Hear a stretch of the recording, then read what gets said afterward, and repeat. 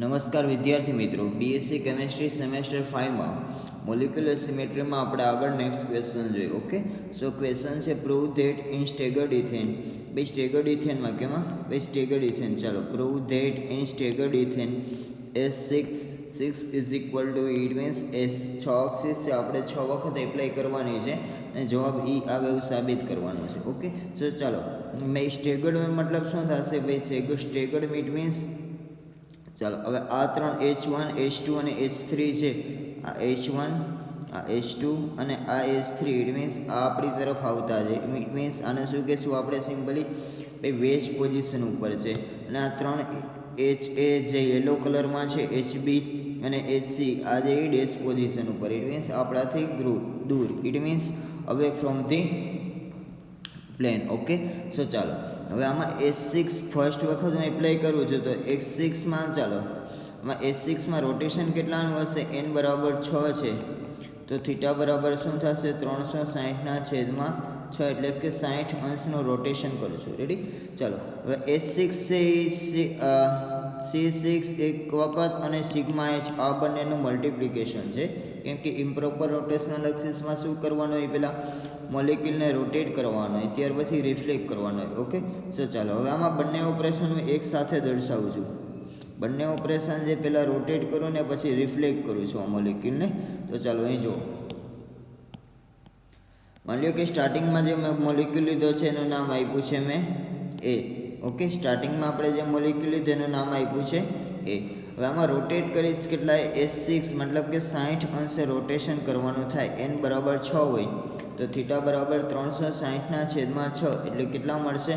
60 અંશ. It means 60 અંશે rotate કરીશ તો પોઝિશન જો H1 છે એ HA ની જગ્યાએ આવશે, HA છે એ H2 ની જગ્યાએ જશે, H2 છે એ HB ની જગ્યાએ, HB છે એ H3 ની જગ્યાએ, H3 છે એ HC ની જગ્યાએ, HC છે એ H1 ની જગ્યાએ. ઓકે, સો ચાલો આ C6 ફર્સ્ટ વખત એપ્લાય કર્યું એટલે કે 60 અંશનું રોટેશન કર્યું, પ્લસ S6માં જે એક બીજું ઓપરેશન આવશે સિગ્મા H થી શું થશે ભાઈ?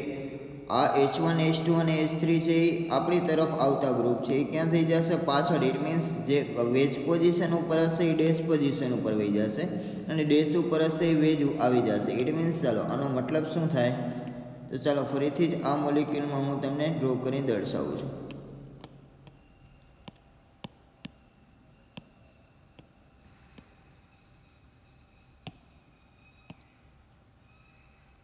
ઓકે, સો ચાલો આ મોલિક્યુલ આપણે સમજી. જો આ H1 છે, H2 છે, H3 છે, આ રીતે મેં દર્શાવ્યા છે. ઇટ મીન્સ આપણી તરફ આવતા ગ્રુપ છે. Ready?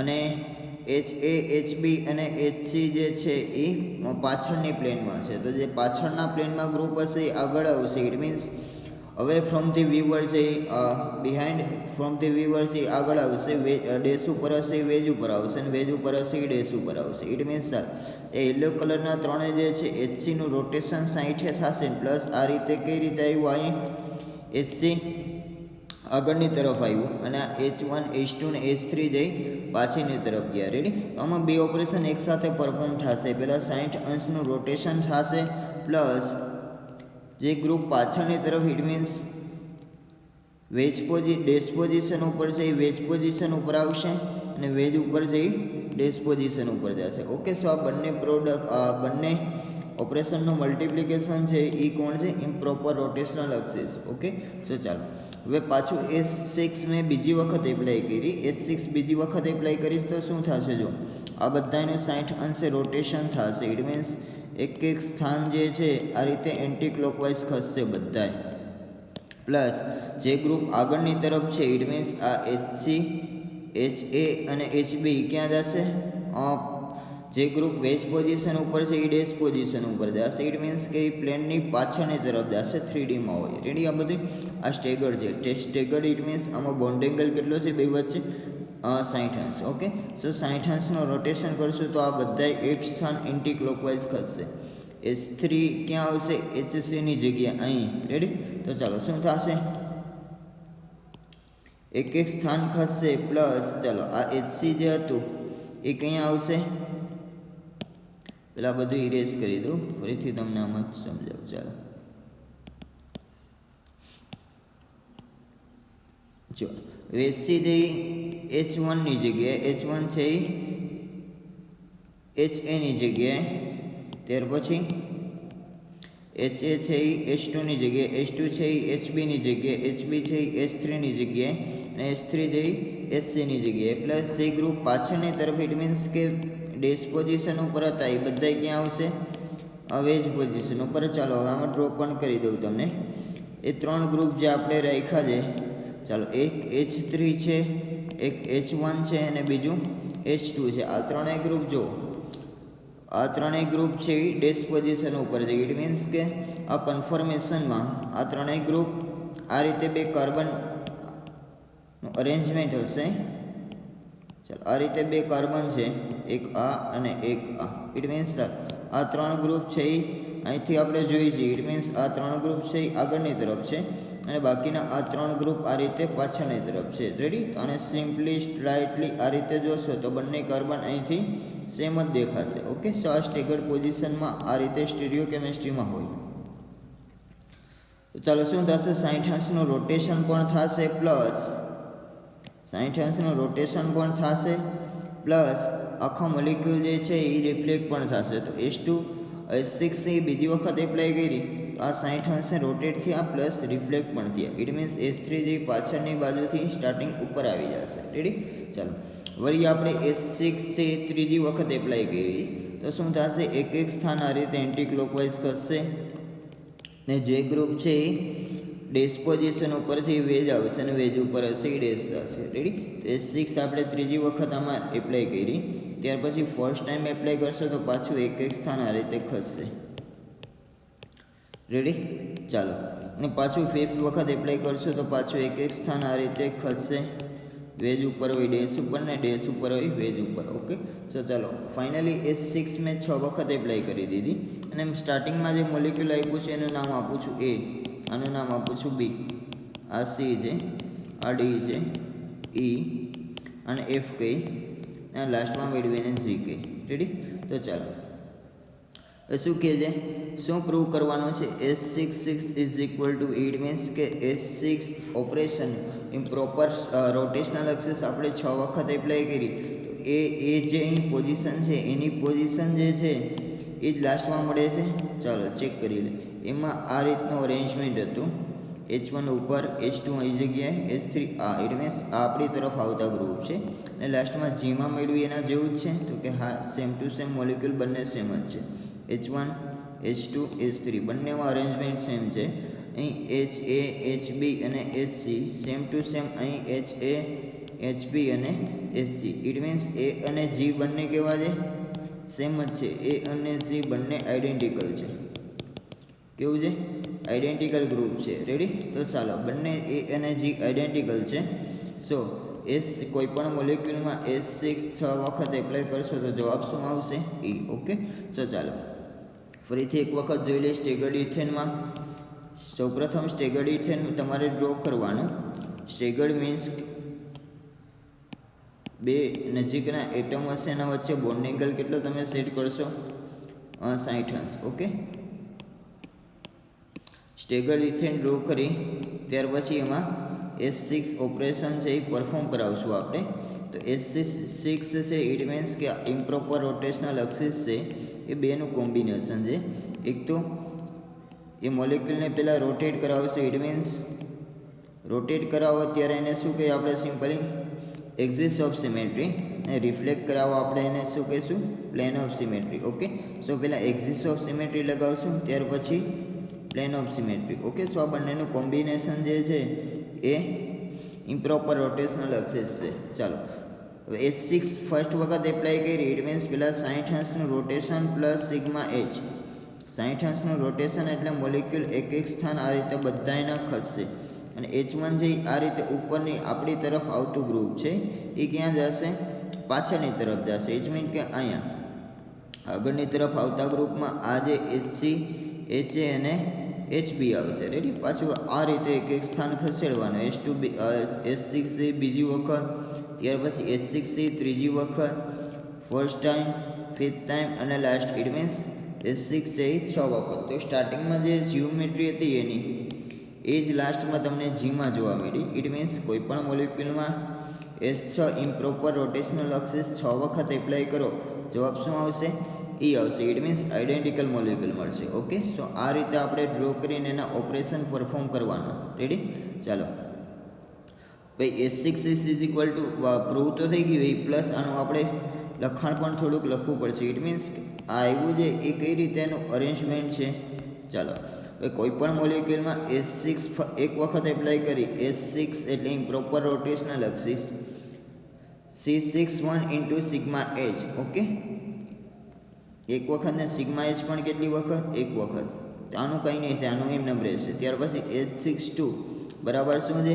C62 into sigma H2. It means improper rotational axis છે axis of symmetry into plane of symmetry, આ બંનેનું મલ્ટિપ્લિકેશન છે. ચાલો હવે જો અહીં શું આવ્યું? C6 આ રીતે આવ્યું. C6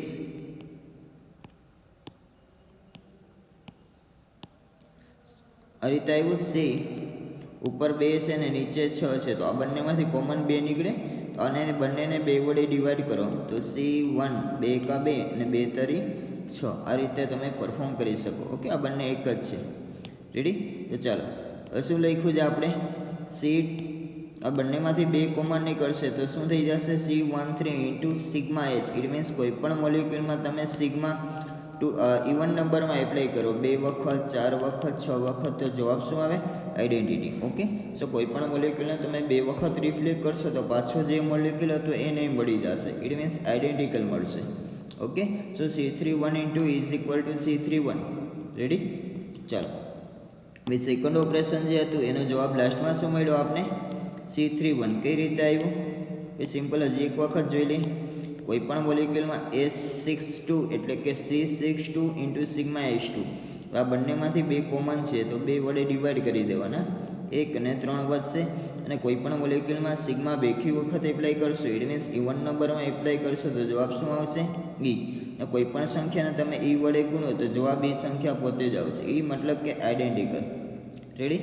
ચાલો ત્યાર પછી H6 3 વખત, તો C6 3 વખત અને સિગ્મા H 3 વખત. હવે જો આ બંનેમાંથી 3 અને 6 છે, C આ રીતે છે, આ બંનેમાંથી કોમન કેટલા છે? 3 નીકળશે, તો ઉપર 1 વધશે, નીચે 2 વધશે. ઓકે, સો C12 ને સિગ્મા H 3 વખત. ઇટ મીન્સ આને આ રીતે લખી શકું, સિગ્મા H 2 વખત ને સિગ્મા H 1 વખત. કેમ કે આ ગુણાકારમાં છે તો ઘાતનો ઉપર સરવાળો થઈ જશે. તો ચાલો મેં હમણાં કીધું કે કોઈ પણ મોલિક્યુલમાં સિગ્મા તમે 2 કી સંખ્યામાં એપ્લાય કરો, ઇટ મીન્સ 2 વખત મોલિક્યુલને રિફ્લેક્ટ કરો, જવાબ શું મળશે? E. ઓકે, સો C21 આ E થઈ ગયું ને આ સિગ્મા H1 એ ખાલી આટલું વધશે. રેડી? ચાલો ત્યાર પછી છે H64 એટલે કે C64 અને સિગ્મા H4. હવે સિગ્મા કેવા 2 કી સંખ્યામાં આવી ગયા, ઇવન નંબર આવ્યું, તો જવાબ આવે E. રેડી? ને C64 ચાલો આ 4 અને 6 માંથી કોમન શું છે? 2, તો અહીં શું આવશે? C23. કેમ કે 4 ને એટલે 2 દુ 4 અને 3 દુ 6. રેડી? તો C23 લાસ્ટમાં તમને મળશે અને E વડે મલ્ટીપ્લાય કરશો તો જવાબ C23 એઝ ઇટ ઇઝ રહેશે. રેડી? E એટલે ઇટ મીન્સ ચાલો અહીં શું હતું? C12. રેડી? ચાલો ત્યાર પછી S65 આ 5 અને 6 આ બંનેમાંથી કોઈ કોમન સંખ્યા નથી તો એ સેમ એમ નંબર રહેશે. અને સિગ્મા જે તમે એકી સંખ્યામાં એપ્લાય કરો એટલે કે સિગ્મા H5 છે તો આને આ રીતે લખીએ કે સિગ્મા H4 ગુણ્યા સિગ્મા H1 ટાઈમ્સ. આનો જવાબ આવશે, જો બેકી સંખ્યામાં સિગ્મા છે તો E આવશે, E ગુણ્યા સિગ્મા H1 બરાબર સિગ્મા H1 થશે. રેડી? તો સિગ્મા H1 આમાં એક વખત વધશે, સિગ્મા H વખત એક વખત વધશે, તો લાસ્ટમાં શું મળશે જવાબ આપને?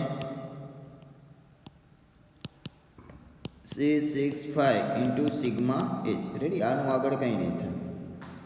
ત્યાર પછી S66. હવે જો C66 ઇન્ટુ સિગ્મા H6.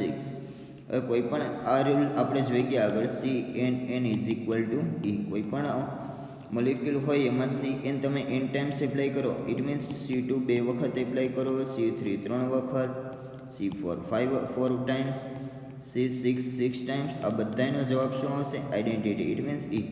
આ E મળ્યું અને સિગ્મા 2 કી સંખ્યામાં તો E, તો એનો જવાબ શું મળશે લાસ્ટમાં આપણે?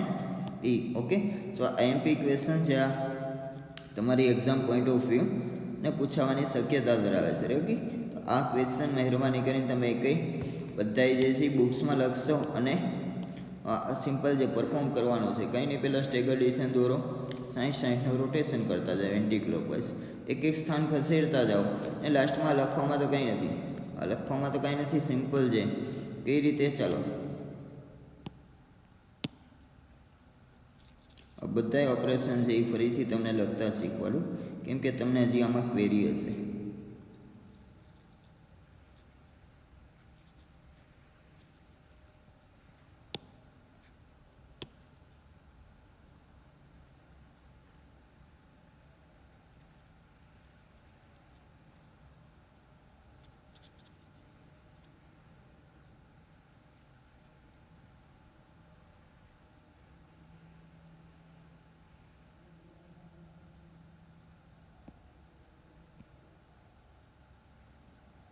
ચાલો, S6 ક્યાં સુધી 6 વખત એપ્લાય કરવાનું છે.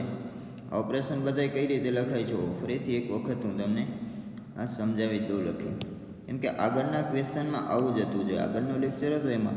ચાલો, પેલું શું આવશે? S6 એક વખત, તો એને કઈ રીતે લખાય? C6 એક વખત ગુણ્યા સિગ્મા H એક વખત, આટલું આવડશે. ત્યાર પછી બીજું શું છે? S6 બીજી વખત, આટલું તો આવડશે. C6 બીજી વખત ગુણ્યા સિગ્મા H બે વખત. ત્યાર પછી ત્રીજું S6 ત્રણ વખત, એટલે C6 ત્રણ વખત ગુણ્યા સિગ્મા H ત્રણ વખત. ત્યાર પછી ચોથું છે S6 ચાર વખત બરાબર C6 ચાર વખત ગુણ્યા સિગ્મા H ચાર વખત. રેડી? ત્યાર પછી પાંચમું છે S6 પાંચ વખત, એટલે C6 પાંચ વખત ગુણ્યા સિગ્મા H પાંચ વખત. અને છઠ્ઠું જે છે S6 6 times is equal to C6 છ વખત ગુણ્યા સિગ્મા H છ વખત. ઓકે, સો એક નિયમ તમે યાદ રાખો સિમ્પલી, કોઈ પણ મોલિક્યુલમાં સિગ્મા તમે બે વખત એપ્લાય કરો, ચાર વખત એપ્લાય કરો સિગ્મા H છ વખત, ઇટ મીન્સ કે ઇવન ટાઈમ એપ્લાય કરશો તો જવાબ આવશે E, અને જો ઓડ ટાઈમ્સ એટલે કે સિગ્મા H ત્રણ વખત, સિગ્મા H પાંચ વખત, સિગ્મા H એક વખત, આ બધાયનો જવાબ સિગ્મા H આવે. શું આવે? આ બધાયનો જવાબ ખાલી સિગ્મા H વધશે. જો બેકી સંખ્યા હશે તો E, ને એકી સંખ્યા હશે તો ખાલી સિગ્મા H વધશે. ઓકે, સો પહેલાં સિગ્મા H સમજી લે. ચાલો, આમાં સિગ્મા H એક વખત છે તો ખાલી સિગ્મા H વધશે. આમાં સિગ્મા H બે વખત છે તો જવાબ E આનો. આમાં સિગ્મા H બે વખત ત્રણ વખત છે તો ખાલી સિગ્મા H વધશે. આમાં સિગ્મા H ચાર વખત છે તો જવાબ E. આમાં સિગ્મા H પાંચ વખત છે તો સિગ્મા H વધશે. આમાં સિગ્મા H છ વખત છે તો આનો જવાબ આવશે E. રેડી? તો સિગ્મા Hનું પૂરું.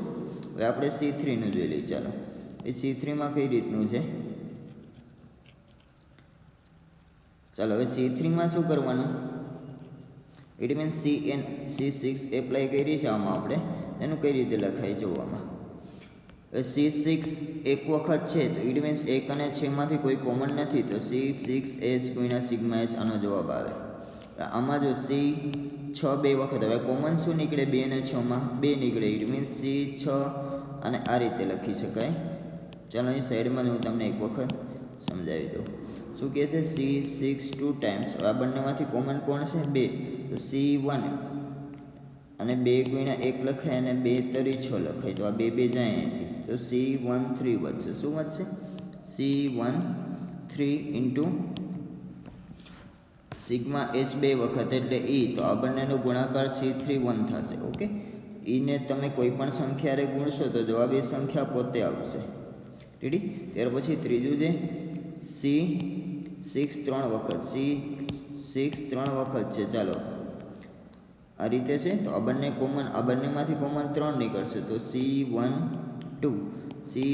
ગુણ્યા સિગ્મા H, આ એમ નમ રહે, સિગ્મા H જ્યારે ગુણાકાર થાય નહીં. રેડી? ત્યાર પછી આ બંનેમાંથી કોમન કોણ છે? 2 છે, તો C23 ગુણ્યા E, તો કોઈ પણ સંખ્યાને E યારે ગુણશો તો એ પોતે એમ નમ રહેશે, તો C32 આનો જવાબ આવશે. ત્યાર પછી આમાં બંનેમાંથી કોઈ કોમન નથી, it means C65 as it is એમ રહેશે ઇન્ટુ સિગ્મા H. હવે C66 ઇટ મીન્સ આ E થઈ ગયું, E is equal to E, કેમ કે CNN બરાબર E થાય. આ રીતે C2 હોય કે પછી C3 હોય, C4 હોય, આ બધાના જવાબ બી આવે. ઓકે, સો એક એક્ઝામ્પલ બેઝિક જોયું અને આના ટોટલ 6 ઓપરેશન આ રીતે લખવાના અને 6 ઓપરેશન આ રીતે તમારે મોલિક્યુલમાં પરફોર્મ કરીને પણ બતાવવાના. ઓકે, સો પહેલાં સ્ટેગર્ડિશન દોરવાનું, ત્યાર પછી રોટેટ કરતું જવાનું. રેડી? અહીંયા સુધી રાખીએ આપણે. નેક્સ્ટ ક્વેશ્ચનમાં એક નવી થિયરી આવશે, lose of symmetry. Okay, so ચાલો એ આપણે નેક્સ્ટ લેક્ચરમાં જોઈશું. Okay, so thank you for watching this lecture.